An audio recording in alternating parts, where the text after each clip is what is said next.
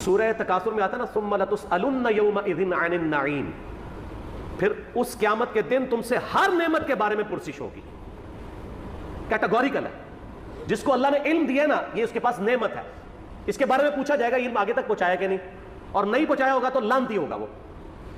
یہ آیت ہے سورہ بقرہ کی، میں نے ریسرچ پیپر کے اوپر لکھی سٹارٹ میں 159 اور 160. ان الذین یکتمون ما انزلنا من البینات والہدی، بے شک وہ لوگ جو چھپا لیتے ہیں ان روشن اور ہدایت کی چیزوں میں سے جن کو ہم نے لوگوں کی ہدایت کے لیے اپنی کتاب میں بیان کیا، ایسے لوگوں پر اللہ کی لعنت ہے اور تمام لعنت کرنے والوں کی لعنت ہے.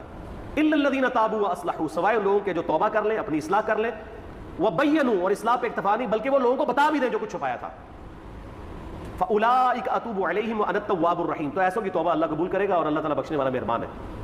اس کو سپورٹیو حدیث میں نے لکھی ہے، ترمذی میں، سنن ابی داؤد میں، سنن ابن ماجہ میں ہے کہ نبی علیہ السلام نے فرمایا جس شخص سے علم کی بات پوچھی گئی اور وہ اسے معلوم تھی اور اس کے باوجود اس نے چھپا لی، تو ایسے لوگوں کو قیامت والے دن آگ کی لگام دی جائے گی. تو یہ بڑا کریٹیکل ایشو ہے. علم اللہ کی نعمت ہے آپ کے پاس، اس کی قدر کے لوگوں کو صحیح بات بتائیں تو پوچھا جائے گا. سورہ الاحزاب کی آیت نمبر 57 کیا ہے؟ آیت درود سے اگلی. ان الذین یؤذون اللہ ورسولہ لعنہم اللہ فی الدنیا والآخرہ واعد لهم عذابا مہینا، بے شک جو لوگ اللہ اور اس کے رسول کو تکلیف دیتے ہیں ان کی زندگی میں بھی اور زندگی کے بعد، موت کے بعد بھی ان پر اللہ کی لعنت ہے، اور اللہ تعالیٰ نے ان کے لیے ذلیل و خوار کر دینے والا عذاب تیار کر رکھا ہے. وَلِعَوْذُ بِاللَّهِ تَعَالَى اللَّهُمَّ أَجِرْنَا مِنَ النَّارِ. تو جو اللہ اور اس کے رسول کو اذیت دے رہے ہیں ان سے پوچھا نہیں جائے گا. تو یہ ایک ڈھکوسلا انہوں نے کیا ہوا ہے اپنی کمزوریوں پہ پردہ ڈالنے کے لیے. خود جو کچھ مناظرے کر رہے ہوتے ہیں اس کے بارے میں کیا پوچھا جائے گا؟ جو یہ کام کر رہے ہوتے ہیں وہ کہیں گے پوچھا جاتا ہے، تو اس کے بارے میں کیوں نہیں پوچھا جائے گا؟ اور جی کو یہ بنیادی مسئلہ ہے. فضائل صحابہ احمد بن حنبل کی کتاب میں 2 روایتیں ہیں صحیح سند کے ساتھ. ایک روایت میں ہے کہ سیدنا علی بن ابی طالب کہتے ہیں، یہ حدیث موقوف ہے اور ظاہر غیبی خبر ہے، نبی علیہ السلام کے بتانے پر موقوف ہے، کہ میری وجہ سے 2 فرقے گمراہ ہوں گے، ایک میری محبت میں غلوب کر کے، ایک میری دشمنی میں غلوب کر کے. اور دوسری روایت میں ہے فضائل صحابہ احمد بن حنبل کی کتاب میں کہ میری وجہ سے 2 فرقے دوزخ میں جائیں گے، ایک میری محبت میں غلوب کر کے، ایک میری دشمنی میں. تو جب آپ کی جنت اور دوزخ کا فیصلہ اس کے اوپر ہو رہا ہے تو پوچھا کیوں نہیں جائے گا؟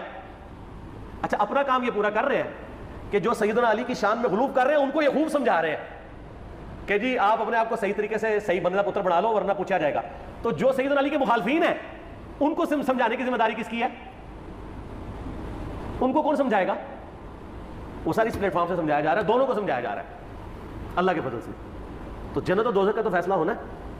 پھر جو صحیح مسلم کی حدیث ہے 240 انٹرنیشنل نمبر کے مطابق، علی سے محبت نہیں رکھے گا مگر مؤمن، علی سے بغض نہیں رکھے گا مگر منافق. تو آپ کے ایمان کا لٹمس ٹیسٹ ہی جو ہے وہ محبت علی ہے. تو جنت اور دوزخ کا فیصلہ اس کے اوپر نہیں ہونا.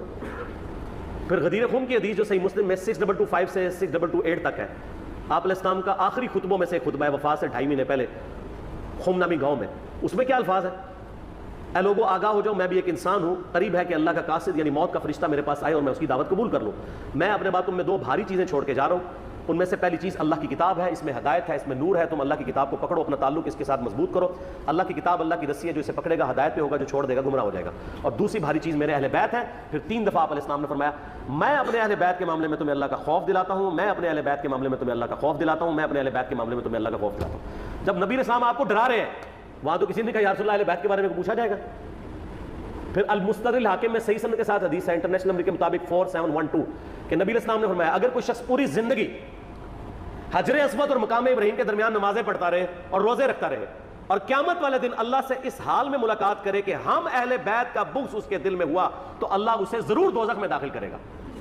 اگر اہل بیت کا بغض نمازوں کے باوجود، اور عام نمازیں نہیں، حجر اسود اور مقام ابراہیم کے درمیان اور روزے رکھنے کے باوجود آپ کو دوزخ میں لے جا سکتا ہے، تو کیوں نہیں پوچھا جائے گا؟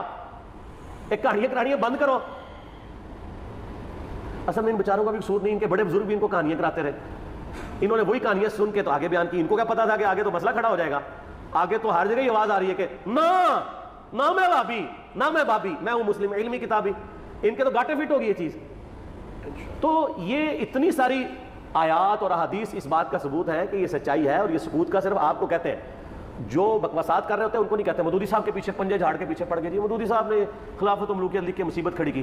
اور بھائی جو آپ کے روحانی ابا جی محمود احمد عباسی صاحب منکرین حدیث میں سے تھے، جنہوں نے خلافت معاویہ اور یزید کتاب لکھ کے سیدنا علی کی گستاخیاں کی، حسین ابن علی کی گستاخیاں کی علیہم السلام، اس کے جواب میں خلافت و ملوکیت آئی ہے. کہتے نہیں ایویں لکھ دی، ایویں نہیں لکھی، جواب میں لکھی ہے. اور پھر سعودیہ کی فنڈنگ کے بعد یہاں پہ لوگوں نے جب حسین ابن علی کو نیچے کرنا شروع کیا اور یزید کو اوپر اور یزیدی پارٹی کو اوپر کرنا شروع کیا تو پھر 5B آ گیا.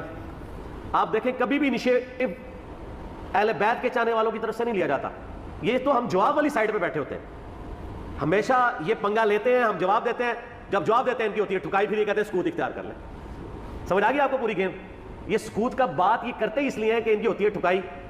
ان کو تو یہ حدیثیں ضمنی ہوتی ہیں, اب یہ اپنے امام کو منہ نہیں دکھا سکتے, پھر ان کو بڑی مصیبت کھڑی ہو جاتی ہے کہ اب کیا کریں, کس طریقے سے اب قابو کریں. تو آخری علی ہے سکوت اختیار کر لیں. سکوت آپ لوگوں نے تو کوئی نہیں اختیار کیا ہوا. آپ کے سامنے جب صحابہ کرام کی توہین ہوتی ہے تو آپ کیوں شیعہ کو سمجھاتے ہیں؟ سکوت اختیار کریں نا. کون سا آپ سے قیامت دن پوچھا جائے گا؟ یہ میں الزامی طور پہ بات کر رہا ہوں. اور آپ کے بڑے بزرگ سیدنا علی اور حسین ابن علی کی گستاخیاں کریں, ان سے اپنے بغض کا اظہار کریں, جب ہم ان کو سمجھائیں تو ہمیں کہتے ہیں آپ سکوت اختیار کریں. تو سر یہ 2 نمبر پالیسی چھوڑ دیں. میں نے پہلے بھی ان کو کہا ہے کہ لوگ گھاس کھانا چھوڑ چکے ہیں. پہلے لوگوں کو آپ نے بے زبان بھیڑے بنایا ہوا تھا, اب لوگوں کے ہاتھ میں قرآن و حدیث آ گیا, اور اس ریسرچ پیپر کے بعد تو یقین کریں ان کے پلے کوئی شے نہیں رہی ہے. یہ ریسرچ پیپر آپ ضرور منگوا کے پڑھیں, ایکسٹرا آرڈنری ریسرچ پیپر ہے, انشاءاللہ آپ کو معاملات کلیئر ہو جائیں گے انشاءاللہ تعالی.